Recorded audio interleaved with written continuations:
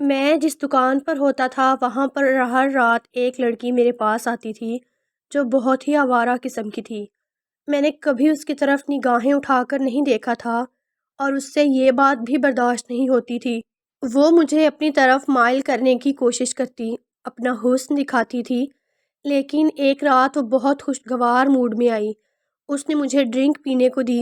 جیسے ہی میں نے وہ پی، میں ہوش سے بیگانہ ہو گیا اور اس لڑکی نے میرے ساتھ میں نے ایک پرانے دوست کو مشکل میں دیکھ کر اس کی شاپ چلانے لگا، لیکن مجھے کیا معلوم تھا کہ وہ مجھے کس عذاب میں ڈال کر 1 ماہ کے لیے گاؤں جا چکا ہے۔ وہ سپاری پان کی ایک شاپ تھی، لیکن جس جگہ پر تھی مجھے نہیں معلوم تھا وہاں کس قسم کے لوگ رہتے ہیں۔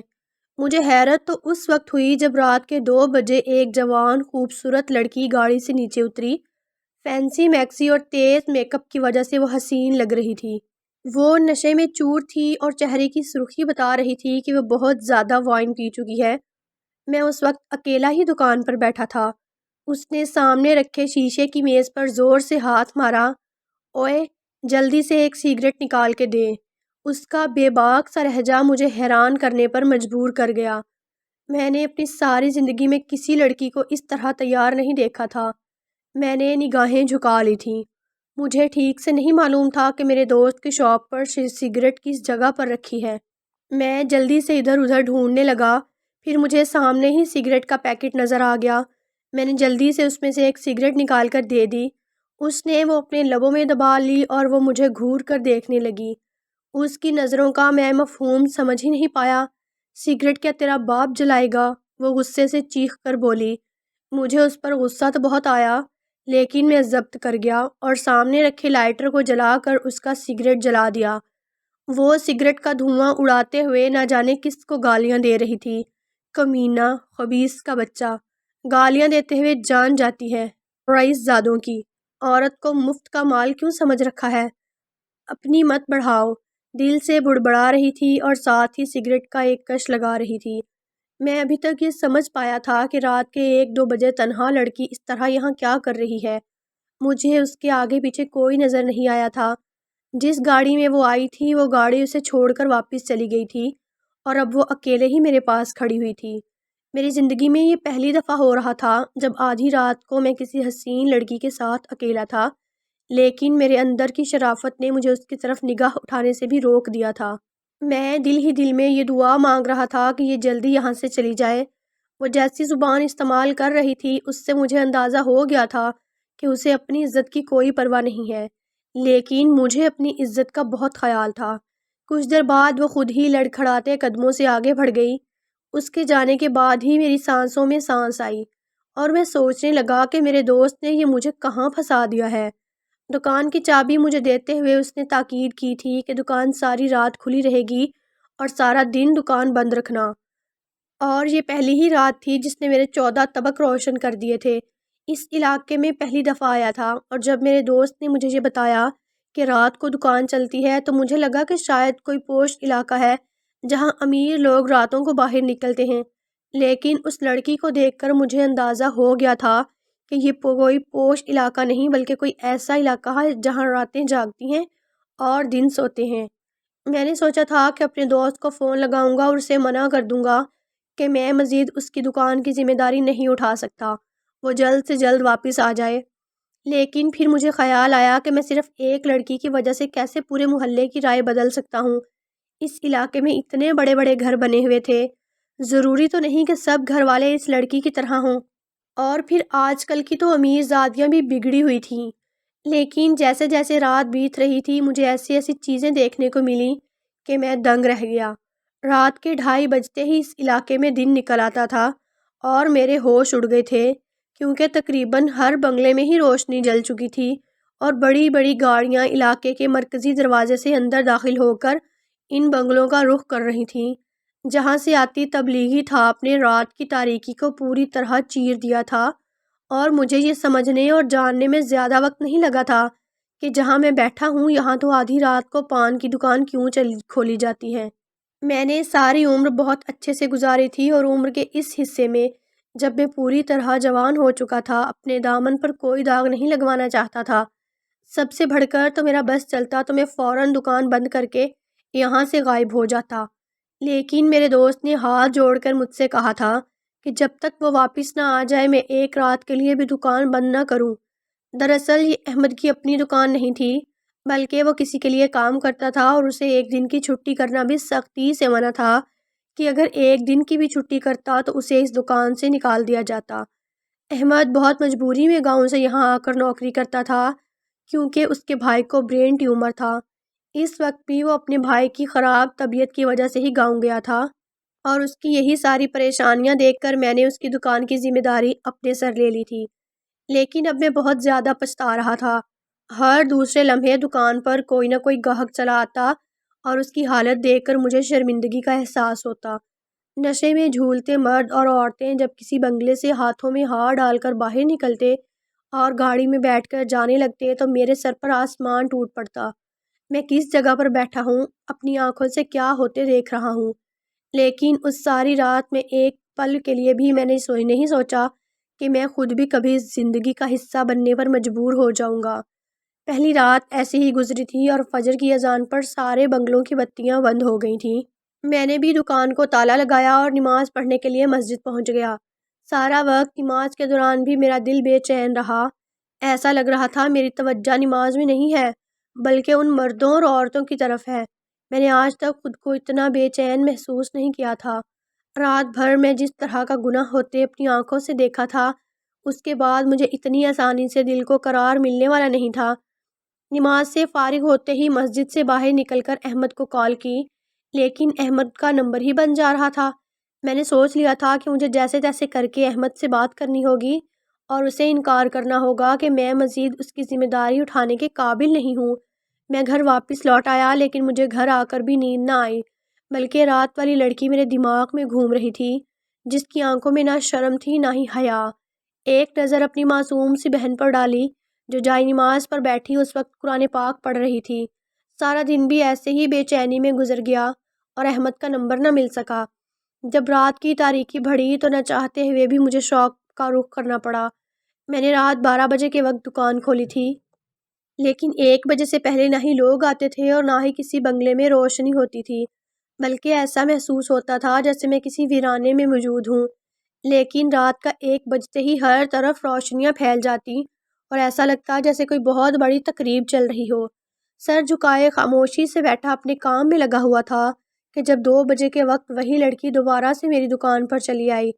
اس نے کالے رنگ کی بہت تنگ سی فراک پہنی ہوئی تھی جو اس کے گھٹنوں پر ہی ختم ہو گئی تھی۔ اس کے چہرے پر مسکراہٹ تھی اور آنکھیں بتا رہی تھیں کہ وہ آج بھی نشے میں ہے۔ کاؤنٹر کے شیشے پر اس نے 1000 کا نوٹ رکھا اور کہنے لگی، آج تو اپنے ہاتھوں سے میرے ہونٹوں کو سگریٹ لگا دے۔ اس کی بات سن کر میرے تن بدن میں آگ لگ گئی اور میں نے نگاہ پھیر لی۔ وہ زور سے ہنسی، خود کہنے لگی، یہ احمد بھی پاگل ہے، اپنی جگہ کیسے عجیب انسان کو چھوڑ گیا ہے۔ تجھے تو کام کرنا بھی نہیں آتا، میں تجھے جس کام کی آفر کر رہی ہوں لوگ تو اس کام کے مجھے پیسے دیتے ہیں، میں ان سے نوٹ بھی لیتی ہوں اور سگریٹ کا مزہ بھی، لیکن تو ایسے نظر چرا رہا ہے جیسے تم کبھی کسی اور کے قریب نہ گئے ہو۔ اس کی یہ بات سن کر میرا دل چاہا کہ اس کے منہ پر ایک تماچا رسید کر دوں، لیکن یہ میری ماں کی دی گئی تربیت کے خلاف تھا، اس لیے میں نے نفرت بھری نگاہ اس پر ڈالی اور اس کے سامنے سگریٹ اور لائٹر دونوں ہی کاؤنٹر پر رکھ دیں۔ میری اس حرکت پر اس کی نظروں میں حیرانی نظر آئی اور غصہ۔ میں کہنے لگا، تیری ہمت کیسے ہوئی میری تذلیل کرنے کی؟ میرا نام لینا ہے؟ یہاں اس علاقے میں سب لوگ مجھے جانتے ہیں، سب سے زیادہ یہاں میری قیمت لگتی ہے اور لوگ ایک رات کے لاکھوں روپے لٹانے کو تیار ہو جاتے ہیں۔ میں چاہوں تو اس چھوٹی سی دکان کو پل بھر میں ختم کروا سکتی ہوں۔ احمد میرا وفادار ہے، وہ کچھ دنوں کے لیے گاؤں گیا تو تم خود کو یہاں کا مالک سمجھ بیٹھے ہو۔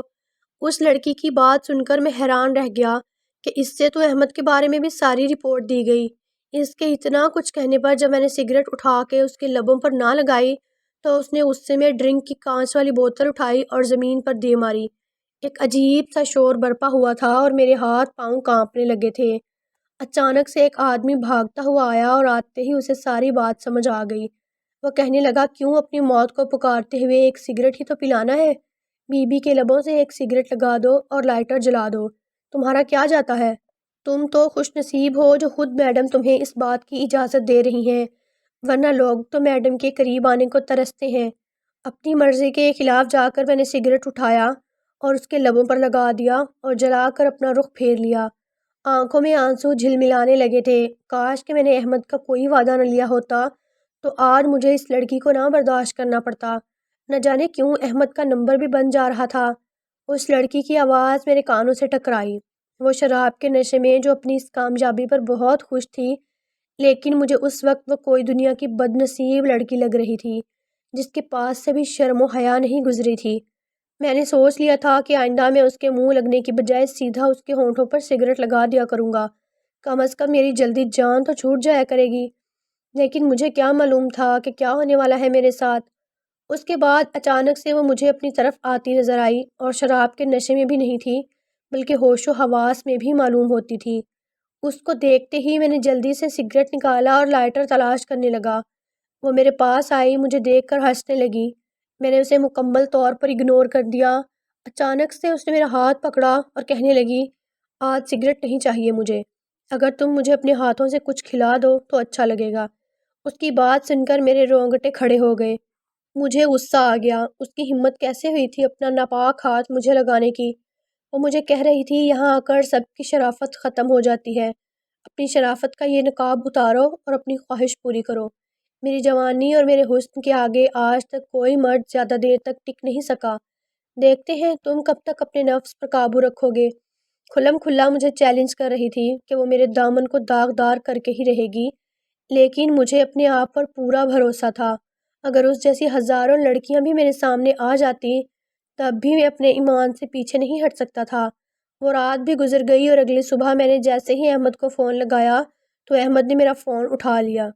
میں نے اسے کہا کہ فوراً واپس چلے آؤ، پتہ نہیں تم مجھے کس جہنم میں چھوڑ گئے ہو، یہ ایک پل سانس لینا بہت مشکل ہے، اگر تم لوٹ کر نہ آئے تو میں دکان بند کر دوں گا۔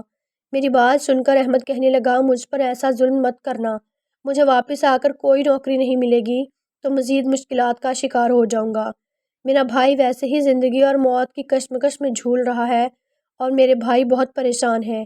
تم تو جانتے ہو میں پڑھا لکھا نہیں ہوں، شہر میں تیرے علاوہ مجھے اسے اور کا علم بھی نہیں ہے۔